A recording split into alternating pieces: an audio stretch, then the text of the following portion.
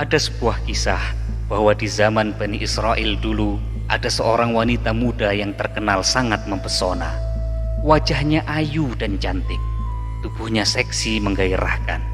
Sayangnya wanita cantik yang bertubuh aduhai itu menggunakan tubuhnya untuk hal yang salah. Semua potensi yang seharusnya mendekatkannya pada Tuhan dimanfaatkan untuk mendapatkan uang dengan cara menjual dirinya. Ia adalah seorang pelacur hebat yang terkenal profesional. Ia viral di depan para lelaki hidung belang. Ia sangat pandai memuaskan laki-laki manapun yang datang dengan nafsu syahwatnya. Ia pelacur senior yang sangat handal. Ratusan atau mungkin ribuan orang sudah porak-poranda dibuatnya. Dalam beberapa literatur menyebutkan bahwa perempuan muda itu bernama Malikah. Dikisahkan di dalam kitab Durratun Nasihin fil Wa'zi wal Irsyad, wanita itu melakukan aktivitas jual beli diri di rumahnya sendiri. Setiap hari Malikah menunggu para lelaki hidung belang yang bernafsu di atas ranjang kerjanya. Ranjang pemuas nafsunya sengaja diletakkan di dekat pintu depan rumah. Ketika pintu depan itu dibuka, orang yang lewat depan rumahnya akan dengan mudah melihat Malikah sedang berbaring santuy di atas ranjang. Ia sengaja melakukan itu agar para lelaki yang melintas dapat melihat kecantikannya, sehingga nanti mereka yang imannya tipis setipis tisu akan segera tergoda dan merogoh dompet untuk bisa menikmati waktu bersama Malikah. Konon Malikah memasang tarif harga yang sangat mahal, yaitu sekitar 100 keping dinar. Uang 100 dinar itu jika kita menggunakan dinar Kuwait dan kemudian mengkonversinya ke dalam rupiah, maka akan bernilai sekitar 4,8 juta rupiah. Harga yang sangat fantastis untuk usaha pelacuran. Namun demikian banyak lelaki tipis iman yang bermimpi bisa tidur bersama Malikah. Tidak masalah bagi mereka walaupun harus membayar sedemikian mahalnya. Bagi mereka merupakan sebuah pencapaian besar, pencapaian luar biasa yang akan mereka banggakan di tempat-tempat tongkrongan mereka bila bisa menikmati Malikah, pelacur terkaya yang sangat menjaga kualitas tubuh dan pelayanan primanya. Itu akan membuat mereka bertepuk dada karena bangga. Banyak orang yang kemudian salah terka. Mereka mengira bahwa Malikah akan mati tua merana dengan penuh hina akibat perbuatan dosanya. Namun siapa sangka Allah memiliki takdir indah yang lain untuk Malikah. Malikah mendapatkan momen luar biasa yang kemudian mengubah seluruh jalan cerita hidupnya 180 derajat dari sebelumnya. Malikah mendapatkan lelaki soleh sebagai suaminya. Dari pernikahannya, Malikah dan suami memiliki 7 anak laki-laki soleh yang semuanya diangkat Allah menjadi nabi. Bagaimana semua itu bisa terjadi? Amalan apa yang sudah Malikah lakukan dalam hidupnya? Sebelum melanjutkan kisah ini, mari kita bantu channel ini untuk terus berkembang dengan cara mensubscribe dan mengaktifkan tanda lonceng. Jangan lupa berikan komentar yang baik, share video ini kemanapun supaya banyak yang mendapatkan manfaatnya. Semoga bernilai amal jariah karena membantu syiar Islam kepada manusia. Amin amin Allahumma amin.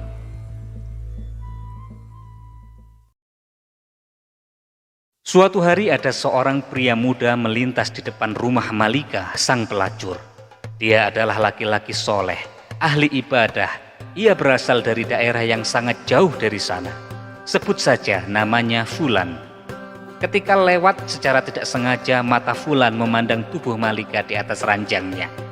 Kata orang-orang soleh, pandangan pertama yang tanpa kesengajaan merupakan rezeki. Sedangkan setelah pandangan pertama, pandangan kedua dan pandangan ketiga adalah dosa karena sudah berbalutkan nafsu syahwat.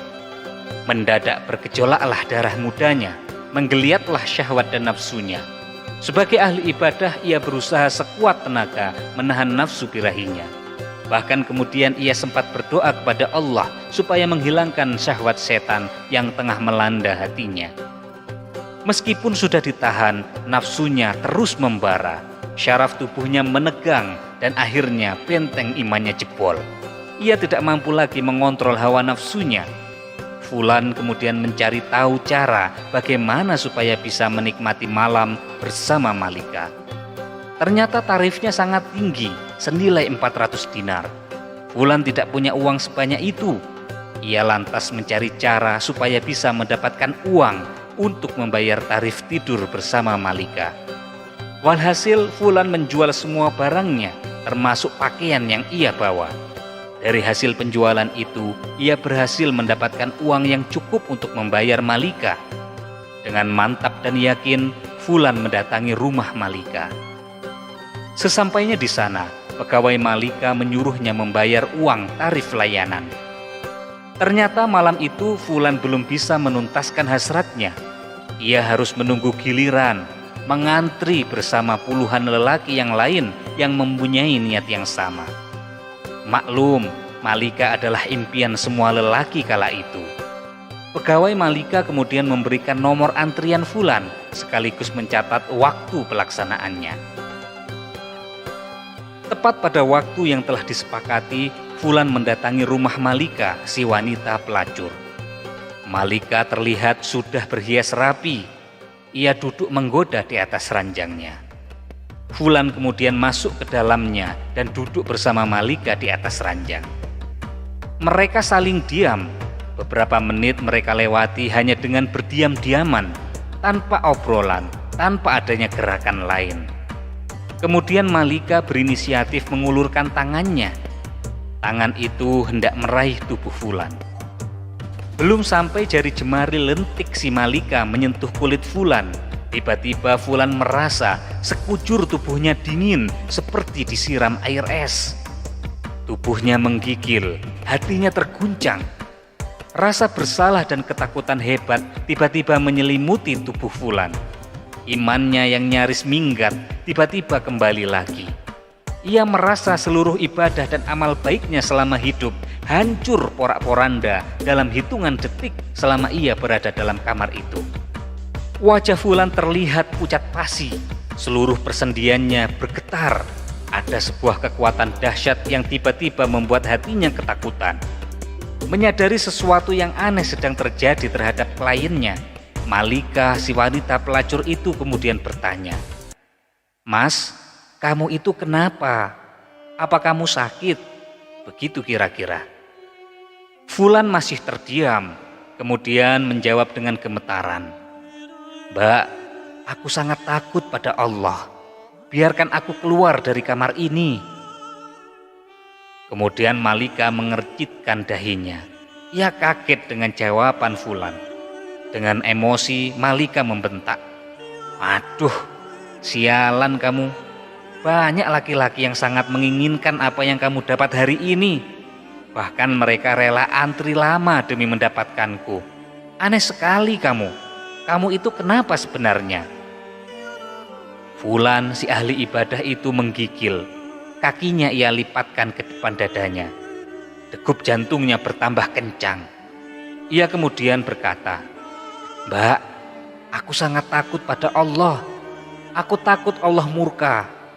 Uang yang sudah kubayarkan tadi silahkan ambil saja. Itu halal buatmu. Tapi izinkan aku keluar dari sini." Kemudian Fulan berdiri. Ia bergegas berjalan ke arah pintu keluar. Malika bertambah keheranan melihat kliennya itu ketakutan. Ia kemudian bertanya lagi, Tunggu dulu mas. Memangnya kamu belum pernah melakukan kayak gini sebelumnya?" Kemudian Fulan menjawab, "Belum mbak, sama sekali belum pernah. Ini yang pertama." Malika seakan tidak yakin dengan jawaban Fulan. "Ah, masa sih?" katanya sambil menggaruk keningnya yang tidak gatal. Malika kebingungan. Apa iya di zaman ini ada laki-laki yang tahan terhadap godaannya? Itu sebuah hal yang mustahil. Malika itu cantik dan menggoda. Ia terlanjur menganggap bahwa semua laki-laki itu sama. Kemudian Malika bertanya lagi, "Mas, kamu itu siapa sebenarnya? Kamu itu dari mana? Datangmu dari mana dan maksudmu mau kemana?" Kemudian Fulan menjelaskan siapa dirinya dan dari mana asalnya. Setelah mendengar cerita dari Fulan, Malika mempersilakannya untuk keluar. Fulan keluar dengan menangis terisak. Tubuhnya limbung seakan mau roboh. Sepanjang jalan pulang menuju rumahnya, Fulan tak berhenti menyumpahi dan mengutuk dirinya sendiri. Ia sangat menyesali perbuatannya yang barusan akan ia lakukan. Ia menyesali sebuah dosa yang belum ia kerjakan. Sementara itu Malika di dalam ruangannya masih terasa bingung. Ia masih teringat kondisi pria yang sangat menyedihkan itu. Pria pertama yang menolak tidur dengannya. Diam-diam Malika termenung dan merenung, memikirkan fenomena aneh yang baru ia alami malam itu sepanjang hidupnya. Tiba-tiba saja hatinya bergetar. Ada gejolak yang dahsyat dalam hati wanita ini. Malam itu ia merasa menjadi sangat hina. Kepercayaan diri, kebanggaannya sebagai pemuas nafsu laki-laki seketika runtuh. Dalam hatinya Malika berkata, "Ya Allah, laki-laki itu baru pertama kali mau berzina. Tapi ketakutannya seakan-akan ia sudah berzina jutaan kali. Seakan-akan dosanya paling banyak sejagat raya.